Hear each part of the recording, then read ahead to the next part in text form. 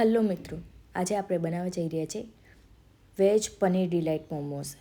જે વણવાની ને લોટ બાંધવાની એ બધી મગજમારીમાંથી એકદમ છુટકારો મળી જાય ને એવા મોમોસ. તમે એના ટેસ્ટ પણ, એનું સ્ટફિંગનો ટેસ્ટ પણ બહુ જ સરસ આવશે.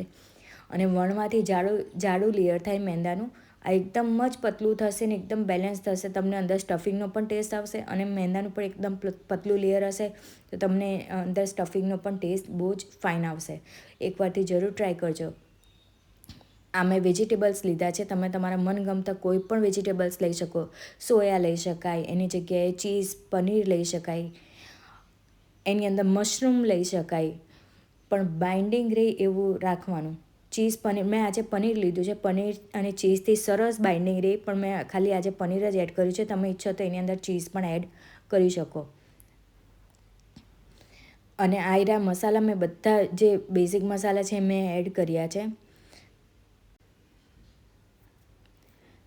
મીઠું, મરચું, કાળા મરીનો પાવડર છે અને પિઝા સિઝનિંગ એડ કર્યું છે. મને પિઝા સિઝનિંગનો ફ્લેવર બહુ જ ગમે, એટલે હું મોસ્ટલી બધા જ જે રેસિપીઝમાં જેમાં એડ થતું હોય ને હું એમાં એડ કરું જ છું. એટલે મને એનો ફ્લેવર તો બહુ જ ગમે.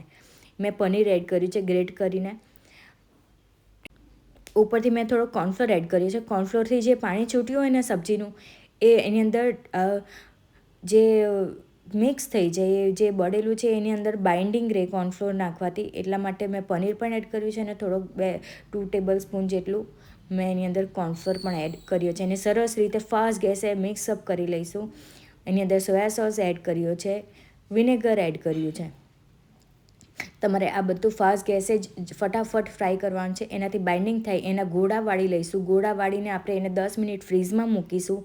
કારણ કે ફ્રીઝમાં મૂકશું ને એટલે આપણે જે નાના નાના બોલ્સ બનાવ્યા છે એ કડક થઈ જશે. આની અંદર સિક્રેટ ઇન્ગ્રીડિયન્ટ છે બટર. મેં હોમમેડ બટર લીધું છે. તમે કોઈ પણ બટર યુઝ કરી શકો છો. બટરથી નેક્સ્ટ લેવલ ટેસ્ટ ચાલ્યો જશે. તમે બટર જરૂરથી એડ કરજો. હવે મેં એક પેનમાં થોડું કોથમીર અને મીઠું એડ કર્યું છે.